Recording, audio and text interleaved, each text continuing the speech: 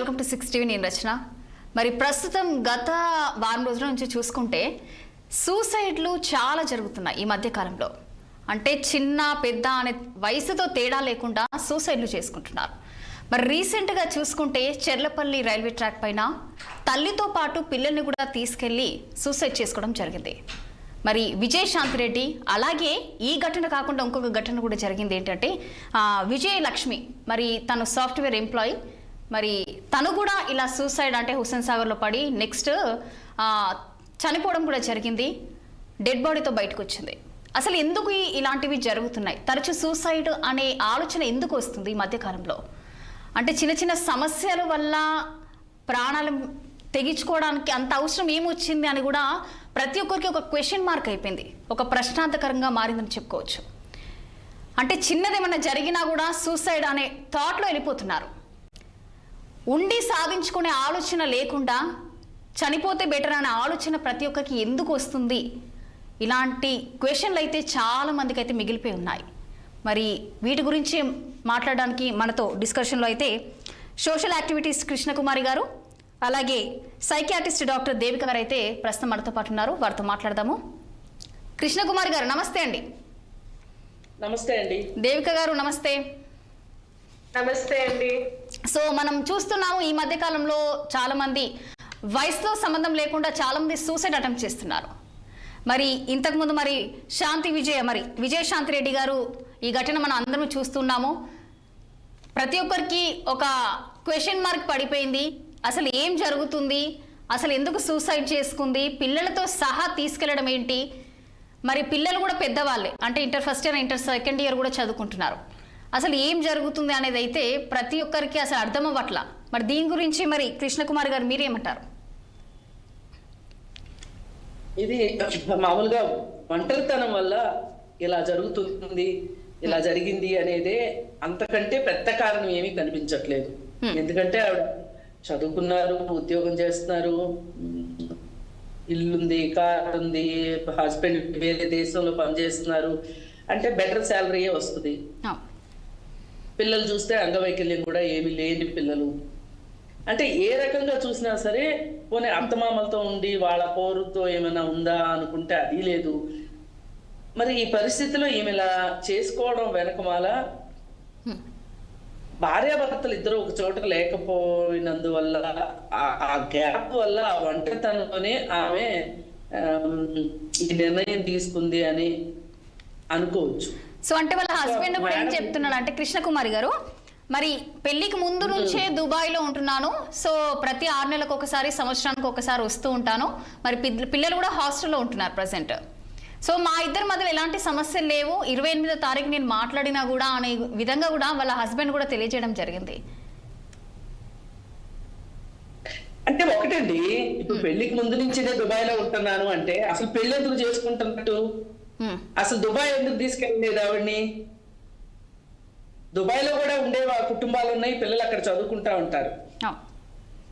ఎందుకు అంత అవసరం వచ్చింది? ఇప్పుడు మనకి వేరే దేశం వెళ్తే మన నైపుణ్యాలకు తగ్గట్లుగా ఎక్కువ జీతం వస్తుంది, అంతకంటే ఇంకేం ఉండదు కదా.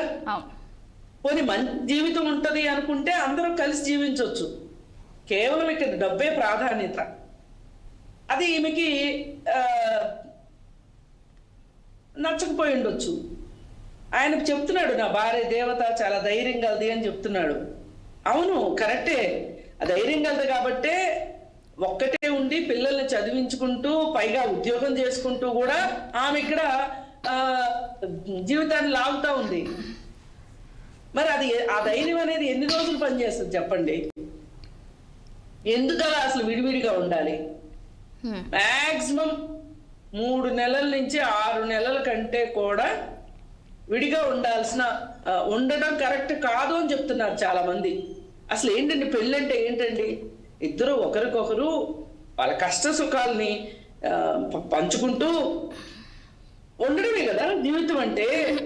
ఈ కష్ట సుఖాలంటే ఒక రోజు డబ్బులు ఉంటాయి, ఒక రోజు ఉండవు, లేదు వేరే వాళ్ళతో ఇంకేమైనా సమస్యలు వస్తాయి ఒకరోజు. అంటే ఇలా మనం ఆలోచించాల్సింది ఏంటి అంటే, ఏదున్నా కలిసికట్టుగా సమస్యలైనా ఎదుర్కోవటము, సంతోషాన్నైనా కలిసి పంచుకోవటము అనేది కదా ఇక్కడ. అలాంటప్పుడు మరి ఆయన ఎందుకు అలా వేరే దేశంలో ఉండాల్సి వస్తుందండి? ఇది ఒక రకంగా బాధాకరమే కదా. ఆయన అసలు అక్కడే ఒక్కడే ఉండటం వెనక మాల ఏమైనా రీజన్ ఉందా అని కూడా ఈమెకు ఒక బాధ ఉండుండొచ్చు. అందరూ పైకి చెప్పుకోవడం లేదండి.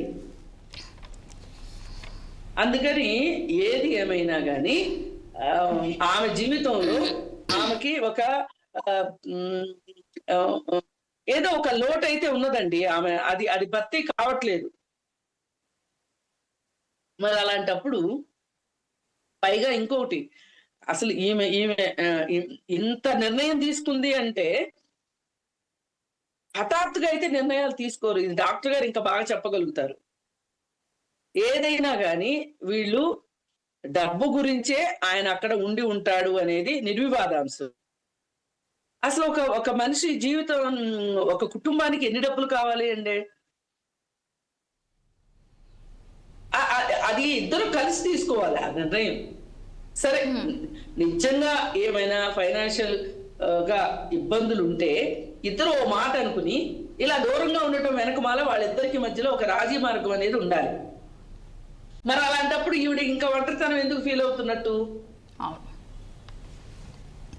అందుకని ఏంటంటే ఈ ఒంటరితనంగా ఉండటానికి, అలాగే బాధ్యతలు ఎక్కువ తనకి వచ్చినందుకు అది ఒక ఛాలెంజ్ గా తీసుకొని నేను చెయ్యగలను కాబట్టి నాకు ఈ బాధ్యతలు వచ్చినాయి అని ఒక పాజిటివ్ మైండ్ తోటి ఆవిడ ఉండుంటే మరి ఈ సమస్య వచ్చి ఉండేది కాదేమో.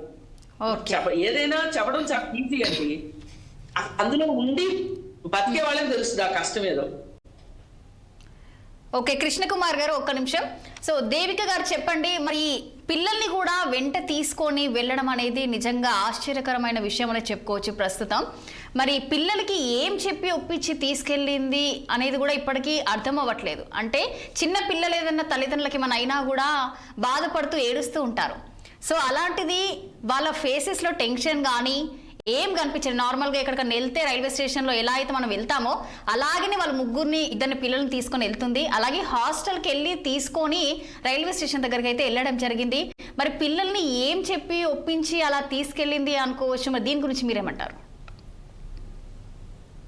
ఇది ఫస్ట్ థింగ్ అండి, మనకి సిచ్యువేషన్స్ ఏమై ఉండొచ్చు అని గెస్ వర్క్ లెక్కనే, కానీ మనకి యాక్చువల్ రియాలిటీ అనేది మనకి ఇప్పుడు ఐడియా ఉంటది. కాబట్టి మనము చూడాల్సిన విషయం ఏంటంటే, తను సూసైడ్ నోట్ లో కూడా రాసింది ఏముందంటే, లైక్ తను చనిపోయినాక పిల్లలకి ఎలా ఉంటుందో, వాళ్ళ భవిష్యత్ ఏమైపోతుందో అని ఒకలాంటి టెన్షన్ అంటూ ఒకటి ఉంది. సో దాని బదులు తనతో పాటు తన పిల్లలు కూడా చనిపోతే అట్లీస్ట్ ఆ స్ట్రెస్ వాళ్ళకు ఉండదు అనే ఒకలాంటి థాట్ ప్రాసెస్ ఆ సూసైడ్ నోట్ లో వ్యక్తం చేసుకున్నారు. దాంట్లో అంటే పిల్లలకి కూడా నిజంగా ఆ విషయంలో ఆలోచిస్తే వాళ్ళు ఇంటర్మీడియట్ చదువుతున్నారు, సో చాలా పెద్దవాళ్ళే. బట్ స్టిల్ అంటే ఏమైందో ఎగ్జాక్ట్ గా మనకు కూడా ఐడియా లేదండి. సో వితౌట్ నోయింగ్ కామెంట్ చేయడం కూడా not be really right. So Devika గారు, ఒకవేళ వాళ్ళు సూసైడ్ చేసుకునే టైంలో వాళ్ళకి ఎలాంటి ఆలోచన ఉంటుంది అనుకోవచ్చు? జనరల్ గా సూసైడ్ థాట్స్ అనేటి చాలాసార్లు ప్లాన్డ్ ఉంటాయి, అన్ప్లాన్డ్ ఉంటాయండి. లైక్ ఫర్ ఎగ్జాంపుల్ తిన విషయంలో we don't know in case అంటే చాలా రోజులుగా ఇలా ప్లాన్ చేసిండ్రా, లైక్ ఫర్ ఎగ్జాంపుల్ అసలు ఎందుకు ఇలా బ్రతకాలి, లైఫ్ ఏమి మంచిగా లేదు అనే థాట్ ప్రాసెస్ తోటి చాలా రోజుల నుంచి ప్లాన్ చేసి ఇది చేస్తే అది ఒక టైప్ ఆఫ్ అటెంప్ట్. ఇంకొకటి ఇంపల్సివ్ అంటాం, అంటే ఏదైనా జనరల్ గా గొడవలు అవ్వగానే వెంటనే ఎక్కువ ఆలోచించకుండా చేసేది. సో మనకు అది ఎగ్జాక్ట్ గా సిచ్యువేషన్స్ అనే తన లైఫ్ లో ఏమేమి స్ట్రెస్సెస్ ఉండే plus what forced her to take this step అనేది like we really don't know అండి. ఓకే కృష్ణకుమారి గారు, మరి ఉప్పల్ నుంచి గట్కేసర్ వరకు ఏదైతే సీసీ ఫుటేజ్ ఉందో ప్రతి ఒక్కటి కూడా పోలీసుల అన్వేషణలో అయితే ప్రజెంట్ ఉంది. వాళ్ళ హస్బెండ్ దగ్గరికి వెళ్ళి కూడా విచారించడం ఇలాంటివి ఇప్పుడు జరుగుతున్నాయి. అయినా కూడా ఎలాంటి నిజాలైతే ఇప్పటి వరకు బయటికి రావట్లేదు. ఓన్లీ తీసుకెళ్ళింది అలా జరిగిన విషయం మాత్రమే బయటకు వస్తుంది తప్ప ఇప్పటి వరకు ఎలాంటిది మాత్రం బయటికి రావట్లేదు. మరి దీని గురించి అసలు మీరేమంటారు? అసలు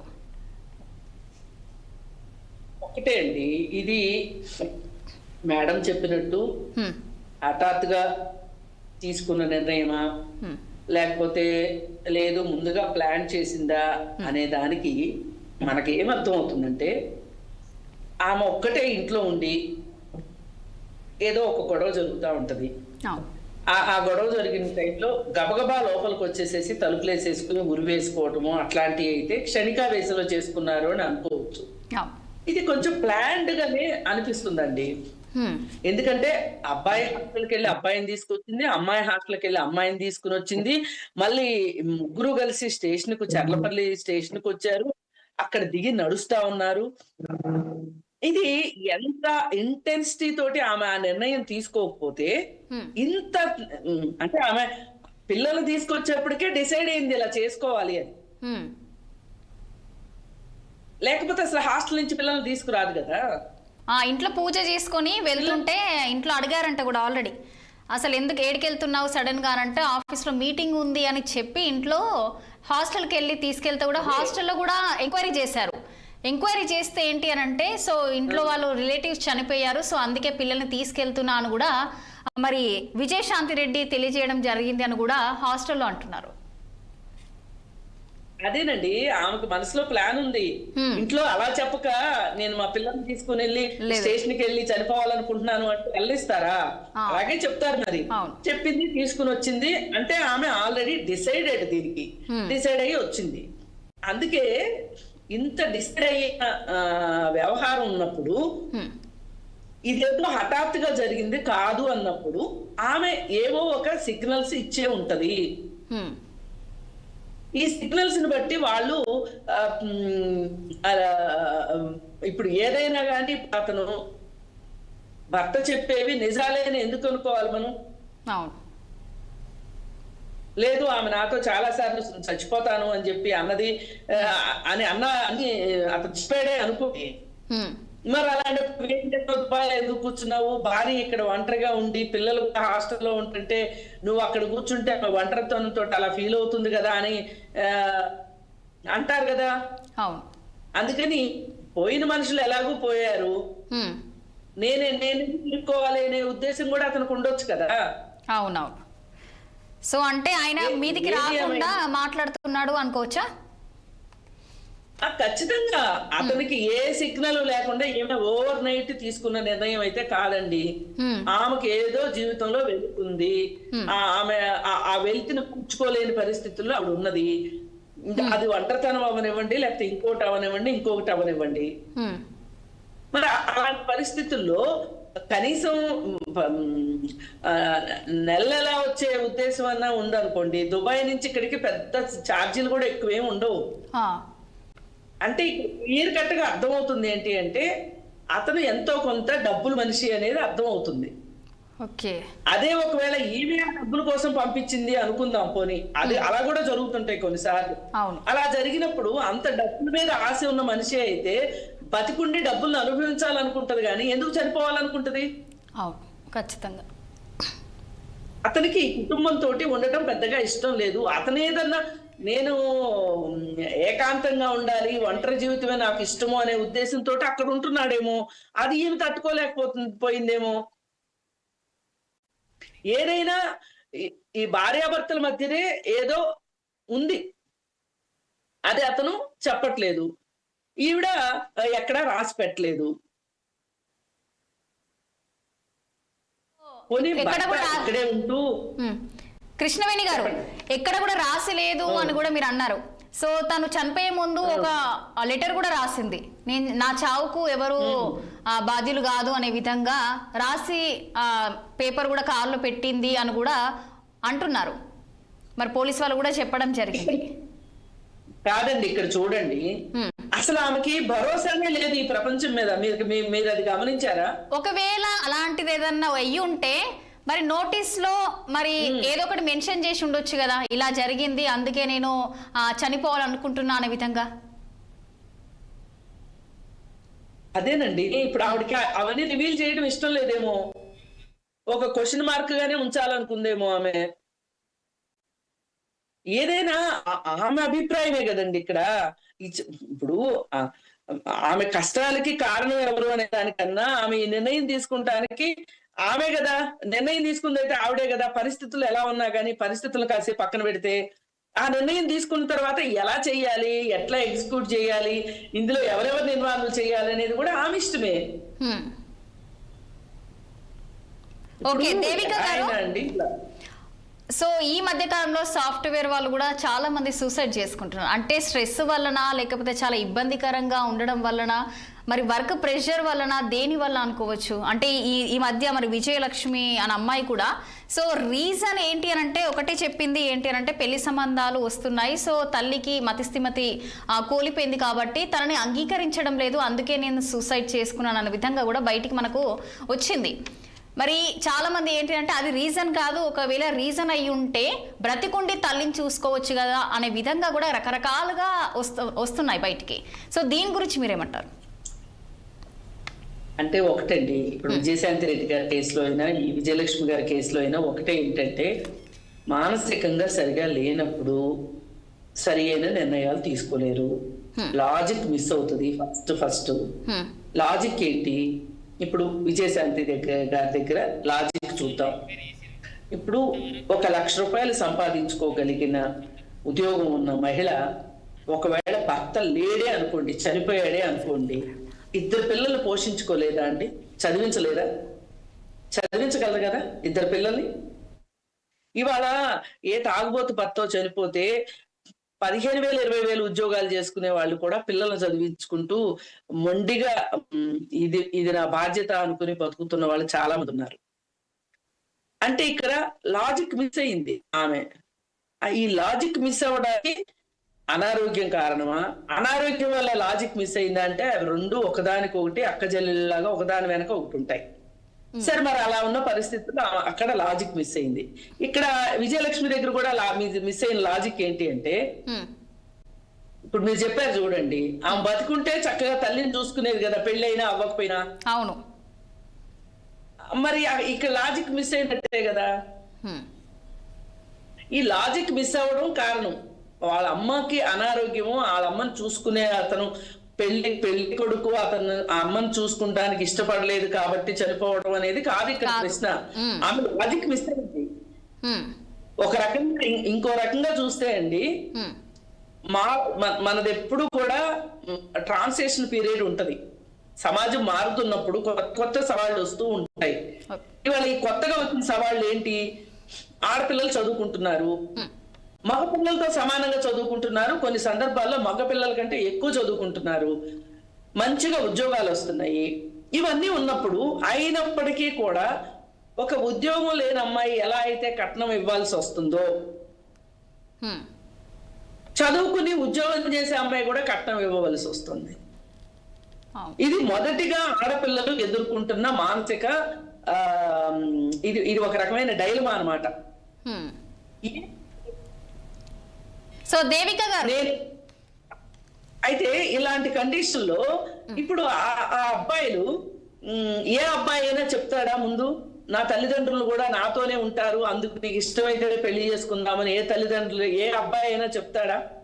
ఎందుకంటే అబ్బాయిలు హక్కు వాళ్ళ తల్లిదండ్రులు తనతో ఉంచుకోవటం. కానీ ఇప్పుడు అమ్మాయిలు ఏమంటున్నారు? అది అమ్మాయిలు యాక్సెప్ట్ చేశారు, ఇప్పుడు అమ్మాయిలు దాన్ని యాక్సెప్ట్ చేయట్లేదు. అంటే మార్పు ఎవరి దగ్గర రావాలి? అబ్బాయిల దగ్గర మార్పు రావాల్సిందే కదా ఖచ్చితంగా. మరి ఈ ట్రాన్సిషన్ పీరియడ్ లో దీన్ని తట్టుకోలేకపోయింది అమ్మాయి. ఆ ఒత్తిడికి లాజిక్ కూడా మిస్ అయిపోయి చనిపోయింది. ఓకే కృష్ణకుమార్ గారు, ఒక్క నిమిషం. మరి దేవిక గారు చెప్పండి, మరి విజయలక్ష్మి మరి సాఫ్ట్వేర్ ఎంప్లాయీ, అంత చదువుకుంది, జాబ్ చేస్తుంది, మరి అంతగా ఆలోచించకుండా అలాంటి డిసిషన్, అంటే తల్లిని పక్కన పెట్టి అంత ఆలోచన ఉన్న అమ్మాయి తల్లి గురించి, సో అలా చేయడానికి రీజన్ ఏమై ఉండొచ్చు అంటారు మీరు? ఒకటండి, చూసుకోవాలి, సూసైడ్ అనేది ఎన్నో కారణాలు ఉంటాయి. It could be like if there is any psychiatric disorder that can also lead to. ఒక్క విషయం కృష్ణ కుమార్ గారు చెప్పింది నిజంగా, ఏదన్నా మానసిక పరంగా ఇబ్బంది ఉన్నప్పుడు డెసిషన్స్ కొన్నిసార్లు రైట్ గా తీసుకోలేకపోవచ్చు. That can also lead. So అది ఇన్ జనరల్ ఏం ఇబ్బంది ఉంది వాళ్ళది అనేది, ఇన్ఫాక్ట్ ఏదన్నా ఇనీషియల్ గా ఏదైనా థాట్ వచ్చిందంటేనే, ఏంది లైఫ్ అసలు ఎందుకు ఇలా బ్రతకాలి అనే ఆలోచన వచ్చిందంటేనే it's a signal, first go seek help అని. సో అలాంటప్పుడు అస్సలు డిలే చేయొద్దు. What is the harm and it in general అలాంటి థాట్స్ వస్తే meet a psychiatrist and in general you will get much better help. Professional help వచ్చాక there be much better results. ఇంకొకటి ఏ situation లో వాళ్ళు తీసుకున్నారు అనేది లైక్ వి డోంట్ నో అండి. లైక్ it could be మీరు అన్నట్టు in certain cases job stress or in this particular instance we don't know the marriage stress వల్ల కూడా ఇబ్బంది అయి ఉండొచ్చు.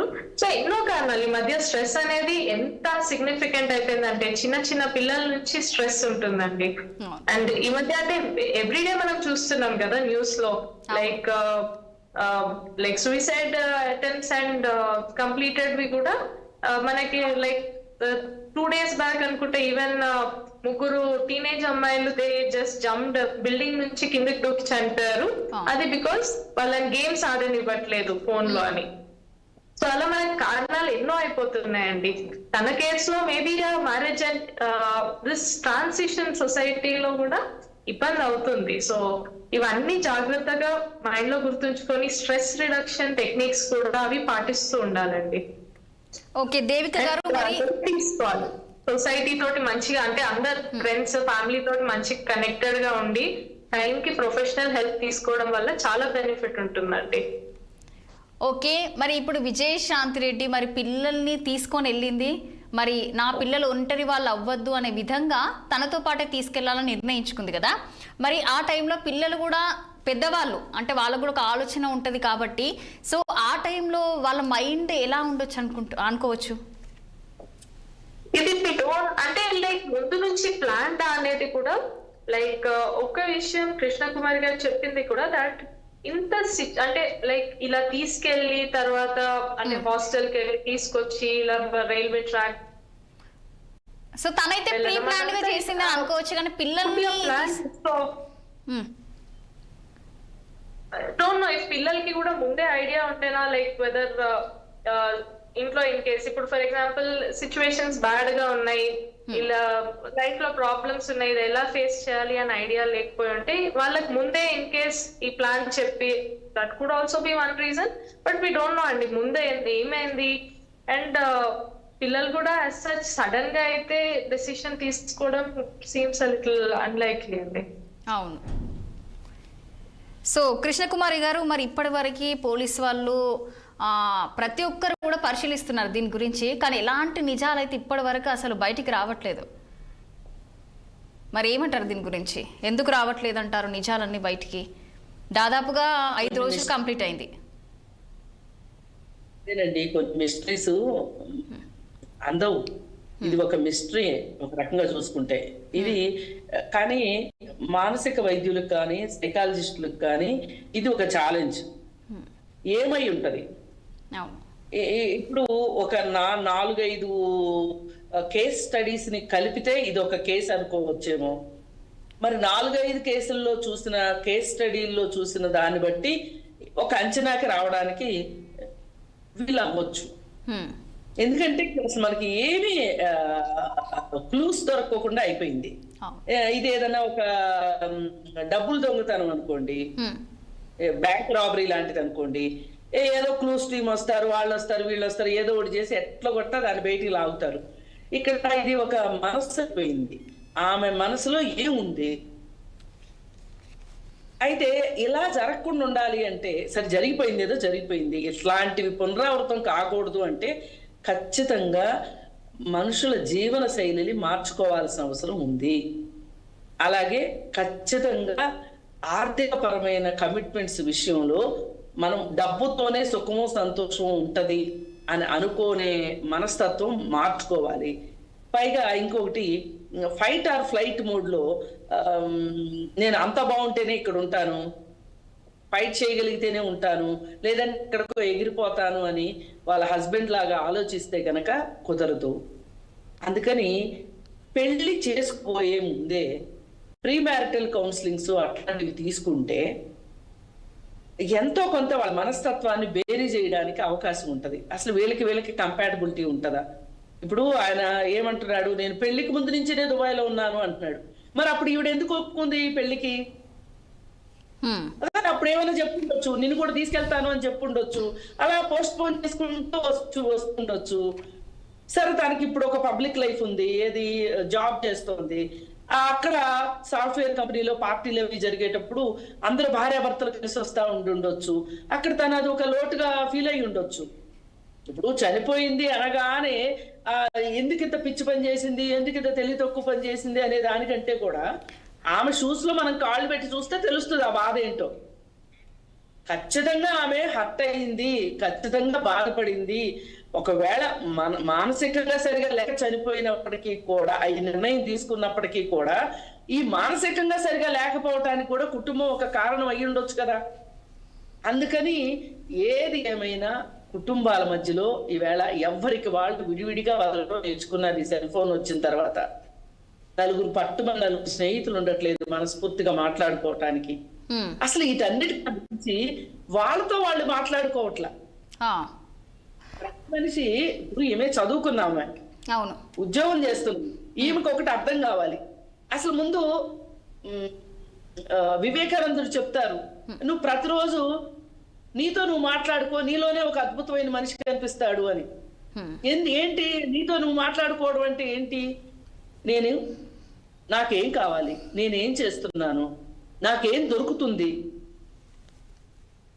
నేను సరిగానే ఉన్నానా లేదా, లేదు సరిగా ఉండాలి అంటే నేనేం చెయ్యాలి, ఇట్లాంటివన్నీ ఆలోచించుకోవడం. చేసిన పనుల పట్ల కానీ చెయ్యాల్సిన పనుల పట్ల కానీ ఒక ఆలోచన ధోరణి ఉందనుకోండి, మనకు ఒక క్లారిటీ ఉంటుంది. ఇక్కడ ఒక క్లారిటీ మిస్ అయింది అనిపిస్తోంది, ఒక లాజిక్ మిస్ అయింది అనిపిస్తోంది. అందుకని ఎవరికైనా ఇట్లాంటి డైలమా వచ్చింది అంటే వెంటనే సైకాలజిస్ట్ని కానీ సైకాట్రిస్ట్ని కానీ కలవండి. ఇవాళ అవసరం చాలా ఉంది అనిపిస్తుంది సొసైటీలో. ఒక్కళ్ళు ఉండడం మానేయండి. అసలు నిశ్శబ్దంగా మీలో మీరు బాధపడటం, మీలో మీరు మాట్లాడుకుని మీలో మీరు సతమతం అయ్యేదానికన్నా ఓపెన్నెస్ కొంచెం కావాల్సిన వాళ్ళ దగ్గర. సరే మీకు ఎవరో కావాల్సిన వాళ్ళు లేరు, ఎవరిని నమ్మట్లేదు, కనీసం ఒక సైకాలజిస్ట్ని నమ్మండి. వాళ్ళ ముందు మీ ఆలోచనలు పరచండి. ఇవాళ సాఫ్ట్వేర్ కంపెనీల్లో కూడా సైకాలజిస్టులు ఉంటున్నారు. కాకపోతే అన్ని కంపెనీలు మేము ఉంటున్నాయో లేదో తెలీదు. అన్ని కంపెనీలు విధిగా ఉండాలి. పోయినసారి కూడా ఈ ఒత్తిడు ఇవి వచ్చిన సందర్భంలో రిలాక్స్డ్ గా పని చేసుకోండి అని చెప్పాల్సింది పోయి కొంతమంది ఆ మధ్య మీరు పరుగులు పెట్టండి, రేస్ కుక్కల్లాగా, రేస్ గుర్రాల్లాగా పరిగెట్టండి, రోజుకి ఇన్ని గంటలు పని చేయండి, వారానికి ఇన్ని గంటలు పని చేయండి, ఈ దేశం కోసం మీరు పని చేయండి అని కొంతమంది మాట్లాడినప్పుడు నాలాంటి వాళ్ళు చాలా మంది గట్టిగా దాన్ని అపోజ్ చేశారు. ఏంటి అంటే, ఒక మనిషికి ఖచ్చితంగా పని, విశ్రాంతి, వినోదము అన్నీ ఉండాలి ఒక మనిషి జీవితంలో. ఇట్లా గంటలు పనులు చేయించడం కరెక్ట్ కాదు అని. ఎందుకంటే అంత ఎక్కువ పని చేయాలి అనుకుంటే అంత ఎక్కువ స్ట్రెస్ అయిపోతారు. దాని నుంచి మళ్ళీ బయటికి రావడానికి ఇంకొంచెం, ఈ స్ట్రెస్ అయ్యాం కాబట్టి క్లబ్కి వెళ్ళాలి, ఈ స్ట్రెస్ అయ్యాం కాబట్టి పబ్కి వెళ్ళాలి, ఈ స్ట్రెస్ అయ్యాం కాబట్టి గంజాయి తీసుకోవాలి, లేదు ఇంకా డబ్బులు ఎక్కువ ఉంటే డ్రగ్స్ తీసుకోవాలి. ఇట్లా అయిపోతుంది జీవితాలు. చాలా మంది ఇవాళ సాఫ్ట్వేర్ ఇంజనీర్లు ఎందుకంటే దొరుకుతున్నారు ఈ పబ్బుల్లోనో లేకపోతే గంజాయి ముఠాల్లోనో, లేదు అనుకుంటే డ్రగ్స్ వీటిల్లోనో ఎందుకు సాఫ్ట్వేర్ వాళ్ళు దొరుకుతున్నారు? వాళ్ళ ఉద్యోగాలు ఎంత ఒత్తిడిగా ఉంటున్నాయి. పేరుకే జీతాలు కానీ చాలా ఒత్తిడిలో ఉంటున్నారు. ఇద్దరు ఒత్తిడిలో ప్రతి వాళ్ళని సూసైడ్ చేసుకుంటారని కాదు, కానీ వాళ్ళ జీవితాల్లో వాళ్ళు సరైన నిర్ణయాలు తీసుకోలేరు ఒత్తిడిలో ఉన్నప్పుడు. అందుకని దీనిపైన ఖచ్చితంగా ఆలోచించాలి. సో అంటే మరి ప్రతి ఒక్కరు కూడా ఇలా స్ట్రెస్ వల్లనే ఇలాంటి ఆలోచనలు వస్తున్నాయి. అంటే రిలాక్సేషన్ కోసం పబ్లకు వెళ్ళడం కానీ, డ్రగ్స్ తీసుకోవడం కానీ, ప్రశాంతంగా టాబ్లెట్స్ తీసుకొని పడుకోవడం కానీ ఇలాంటివి జరుగుతున్నాయి.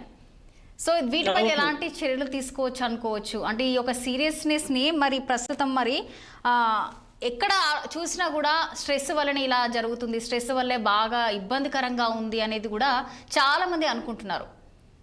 సో దీని గురించి ఎలాంటి చర్యలు తీసుకోవాలనుకోవచ్చు మనం? ఏం లేదండి, ఏవైతే ఆఫీసులు వాళ్ళు ఉంటారో వాళ్ళు ఖచ్చితంగా వాళ్ళ ఎంప్లాయీస్ వెల్ఫేర్ గురించి ఆలోచించాలి. వాళ్ళకి ఒక వెల్ఫేర్ పద్ధతిలో ఈ సైకాలజిస్టులు పెట్టడము ప్రతి ఆఫీస్ లోను, చిన్నదైనా పెద్దదైనా. అలాగే వాళ్ళకి ఏదైనా టూర్లు తీసుకెళ్ళడము, లేదు వాళ్ళ ఆఫీస్ లోనే జిమ్ ఏర్పాటు చేయటము. అట్లా కొన్ని ఎంప్లాయీ గురించి ఆలోచించాల్సిన అవసరం ఉంది. కానీ ఇది మనం కొంచెం దురాశ అవుతుందేమో. ఎందుకంటే అసలు ఈ ఆఫీసులు ఉండేదే డబ్బులు, ఎంప్లాయీస్ మీద డబ్బులు సంపాదించుకోవటానికి. వ్యాపార ధోరణే ఉంటుంది కదా, వ్యాపారస్తులకు వ్యాపార ధోరణే ఉంటది. అలాంటప్పుడు ఎందుకు ఎంప్లాయీస్ వెల్ఫేర్ గురించి ఆలోచిస్తారు? అందుకని దీన్ని ఖచ్చితంగా చట్టం ప్రకారం చట్టబద్ధం చేశారు అనుకోండి. ఎంప్లాయీస్ యొక్క మానసిక స్థితి కూడా చాలా అవసరము, దానికి సంబంధించి కూడా కంపెనీలు ఆలోచించాలి అని. అప్పుడు మాత్రం దీనికి పరిష్కారం దొరుకుతుంది. ఓకే దేవిక గారు, మరి ప్రస్తుతము సైకియాట్రిస్ట్ కాబట్టి సో ఇలాంటి పేషెంట్లు మీ దగ్గరగా తరచూ వస్తూ ఉంటారు?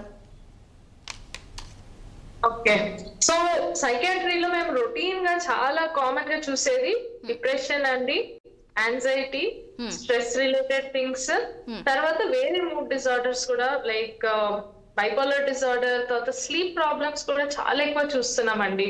పీపుల్ చాలా ఇయర్స్ గా నిద్ర పట్టట్లేదు అని చాలా సఫర్ అయ్యాక వస్తున్నారు. ఇంకా సీన్ చాలా అంటే చిన్న పిల్లల నుంచి స్ట్రెస్ గానీ, స్టడీస్ చదువుల్లో వీక్ ఉండడం, అందులో కూడా చాలా లెర్నింగ్ ప్రాబ్లమ్స్ అని ఉంటాయండి. అవి కూడా psychiatry problems which we can మంచి ట్రీట్ చేస్తే చాలా బాగుంటది లైఫ్. సో మేము ఇంకా స్కూల్ రెఫ్యూజల్ అంటే చిన్నపిల్లలు స్కూల్ కి వెళ్ళాము అనే ప్రాబ్లం తోటి, ఈ మధ్య ఫోన్ అడిక్షన్, ప్రతి ఒక్కరు చిన్న పిల్లల నుంచి ఓల్డ్ ఏజ్ వరకు ఫోన్ పట్టుకొని కూర్చుంటున్నారు. అండ్ అది కూడా తీసేసినప్పుడు సూసైడ్ అటెంప్ట్స్ చేసుకున్న వాళ్ళు కూడా ఉన్నారనమాట. అండ్ మేము ఇంకా అడిక్షన్స్ చాలా కామన్ గా చూస్తామండి. టొబాకో గానీ, ఆల్కహాల్, మందు, కళ్ళు అవన్నీ చాలా తీసుకోవడం. ఇంకా ఓవరాల్ గా అంటే మేము చూసేది చిన్న పిల్లల నుంచి వృద్ధుల వరకు అందరినీ చూస్తామండి. ఈవెన్ మల్టిపుల్ బాడీ పెయిన్స్ ఉండొచ్చు, తర్వాత ఫుడ్ సరిగా తినకపోవడం ఆర్ ఎక్సెసివ్ గా తినడం, దానివల్ల కూడా వెయిట్ గెయిన్ అవ్వడం, ప్లస్ ఇంకా వేరే డిసీజెస్ లో ఫర్ ఎగ్జాంపుల్ హార్ట్ అటాక్ అయ్యాక దాని తర్వాత కూడా వాళ్ళకి స్ట్రెస్ అవన్నీ ఉంటాయి. క్యాన్సర్ వాళ్ళు సఫర్ అయినాక వాళ్ళకి, ప్లస్ వాళ్ళని చూసుకునే వాళ్ళకి అంటే వాళ్ళ ఫ్రెండ్స్ కానీ ఫ్యామిలీకి కానీ చాలా అంటే ఎమోషనల్ డ్రైన్ అయ్యి అది కూడా వాళ్ళకి కూడా హెల్ప్ సపోర్ట్ అవసరం ఉంటుందండి. సో డే టు డే మేము చాలా వెరైటీస్ ఆఫ్ ప్రాబ్లమ్స్ ని చూస్తుంటామండి, చాలా సఫరింగ్ అంతా. బట్ వాళ్ళు రావడం వల్ల వాళ్ళ లైఫ్ చాలా బెటర్ అవుతుందండి ప్రాపర్ ట్రీట్మెంట్ తీసుకొని. ఇంకొకటి మనకు ఒక ఇంపార్టెంట్ థింగ్ మీడియా రిపోర్టింగ్ లో ఏదైనా సూసైడ్ ఉన్నప్పుడు మనకి నిజంగా తెలియదు కాబట్టి స్పెక్యులేటింగ్ అండ్ ఇనవే మనకు తెలియదు. సో వి కాంట్ ఏదో కమెంట్, ఏదో వాళ్ళకి మానసిక ప్రాబ్లం ఉందేమో, ఇంకేదో ఉందేమో అని మనము చెప్పలేము, because we really don't know. కాబట్టి అదొకటి. సూసైడ్ తర్వాత ఓన్లీ ఎవిడెన్స్ ఏదైతే ఉందో దాన్ని బట్టే, కానీ వి కాంట్ కమెంట్ వాళ్ళకి నిజంగా ఏదైనా మానసిక ప్రాబ్లం ఉందా లేదా. అండ్ ఎగ్జాక్ట్ కారణాలు కూడా మనకి తెలియకపోవచ్చు. బట్ ఇన్ జనరల్ దీని వల్ల మనం ఏం నేర్చుకోవాలి, ప్లస్ మన ప్రేక్షకులకు తెలియాల్సింది ఆత్మహత్యలు అనేది రోజు రోజుకి చాలా పెరిగిపోతున్నాయి. దాని కారణాలు ప్లస్ మనం దానికి ఎలా అవాయిడ్ చేయగలుగుతాం అనేది మంచిగా నేర్చుకోగలిగితే ఈ ఇంటర్వ్యూది అండ్ మన 60 వాళ్ళు కండక్ట్ చేసిన program will be very useful అండి. ఏదన్నా ఇనిషియల్ స్ట్రెస్ ఉన్నా, లేకపోతే సైకియాట్రీ ప్రాబ్లమ్ గా ఏదన్నా ఉన్నా, ప్లస్ ఇంకేదైనా సమస్యలు ఉన్నా, లైఫ్ లో ఎన్నో థింగ్స్ ఉంటాయి, ఛాలెంజెస్, జాబ్ స్ట్రెస్ గానీ, ఫ్యామిలీ ప్రాబ్లమ్స్, అలాంటి ఏమి ఉన్నా కానీ అంటే ప్రాపర్ గా అందరితో అంటే not in general but at least close family or friends or psychiatrist and other mental health professionals ని మంచి టైంకి సంప్రదించండి.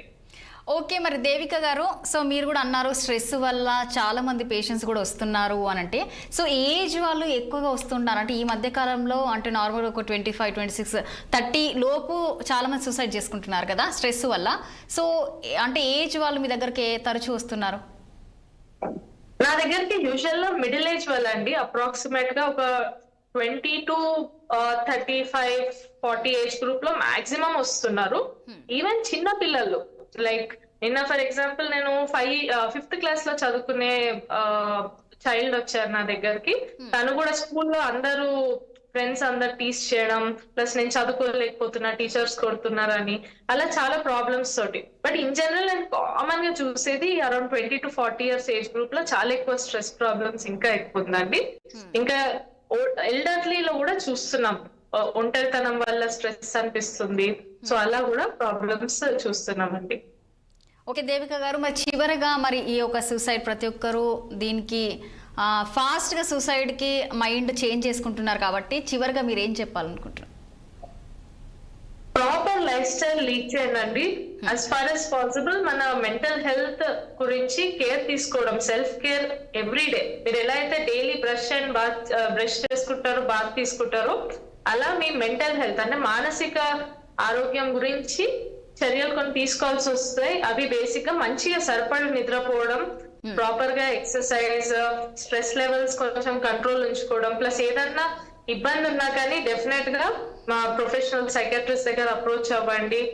ఆల్కహాల్, డ్రగ్స్ అవన్నిటికి దూరం ఉండండి. బికాస్ సమ్ టైమ్స్ డ్రగ్స్ ప్రభావంలో కూడా సూసైడ్ చేసే సిచ్యువేషన్స్ మేము చాలా మటుకు చూసాము. ఇన్ జనరల్ ఏ ఇబ్బందులు ఉన్నా ఫస్ట్ సీక్ హెల్ప్ అండి. Friends, family and professional help, ఇవి మీరు టైం కి తీసుకుంటే, ప్లస్ ఎవరినైనా ఇన్ కేస్ మీరు మీ చుట్టుపక్కల పీపుల్, ఫర్ ఎగ్జాంపుల్ మీరు ఆఫీస్ లో వర్క్ చేస్తారు, మీ పక్కన ఉన్న ఎంప్లాయీ వాళ్ళు చాలా ఈ మధ్య సాడ్ గా ఉన్నారు, నీరసంగా ఉంటుంది, ఏం ఇంట్రెస్ట్ చూపించట్లేదు అన్నప్పుడు అడగండి, ఏం బాగానే ఉందా, అంత ఏదైనా ప్రాబ్లమ్స్ ఉంటే షేర్ చేసుకోండి. కొంచెం వేరే వాళ్ళ గురించి కన్సర్న్ కూడా చూపించండి. అండ్ ఇంకొక పర్సన్ ని ఏమైనా సూసైడ్ థాట్స్ వస్తున్నాయా అని అడగడం ఇస్ ఆల్సో వెరీ ఇంపార్టెంట్ అండి. ఎస్పెషల్లీ ఎవరికైనా డిప్రెషన్ అలా ఉన్న వాళ్ళకి అలా అడగడం వల్ల వాళ్ళకి ఏమి సూసైడ్ థాట్స్ కొత్తగా రావు. బట్ అట్లీస్ట్ థాట్స్ ఉంటే, అవును నాకు ఇలా బాధ అవుతుంది, నాకు చనిపోవాలనిపిస్తుంది అనే వాళ్ళు షేర్ చేసుకోవడానికి ఒక అవకాశం అండి. అప్పుడు మనకి ట్రీట్మెంట్ కి కూడా వీలవుతుంది. సో అడగడంలో తప్పు లేదు. డెఫినెట్ గా ట్రీట్మెంట్ అనేది హెసిటేట్ చేయకుండా తీసుకోండి. Okay, thank you so much Devika గారు డిస్కషన్లో పాల్గొన్నందుకు. అలాగే కృష్ణవేణి గారు కూడా thank you so much. So చూసారు కదా మరి ఈ యొక్క విజయశాంతి రెడ్డి గురించి, అలాగే ప్రతి ఒక్కరు కూడా ఎవరైతే సూసైడ్ చేసుకుని అటెంప్ట్ చేసుకునే వాళ్ళ ప్రతి ఒక్కరికి గురించి కూడా వాళ్ళ మైండ్ సెట్ ఎలా ఉంటుంది అనే విధంగా కూడా తెలియజేయడం జరిగింది. అంటే బయటికి అలా ఉన్నా కూడా లోపల ఏదో ఒక బాధ ఖచ్చితంగా ఉంటుంది. సో అందువలనే ఇలా సూసైడ్లు చేసుకుంటున్నారు. అలాగే సాఫ్ట్వేర్లు అవ్వచ్చు, ఈ తరచూ జరిగే సూసైడ్ల గురించి కూడా వాళ్ళు మాట్లాడడం కూడా మనతో జరిగింది. సో ఇంకా చూడాలి విజయశాంతి రెడ్డి గురించి. మరి ప్రస్తుతం అయితే పోలీసు వాళ్ళు ప్రతి ఒక్కరిని కూడా విచారిస్తున్నారు. మరి ఎలా జరిగింది, ఏ విధంగా జరిగింది అనేది కూడా ఇంకా తెలియాల్సి ఉంది. కాబట్టి సో మళ్ళీ కలుద్దాము. మరి ఇది వాళ్ళ డిస్కషన్. మరో డిస్కషన్లో మళ్ళీ కలుద్దాం. చూస్తున్నానండి 6 TV సామాన్యుడి ఆర్ ప్రాణం.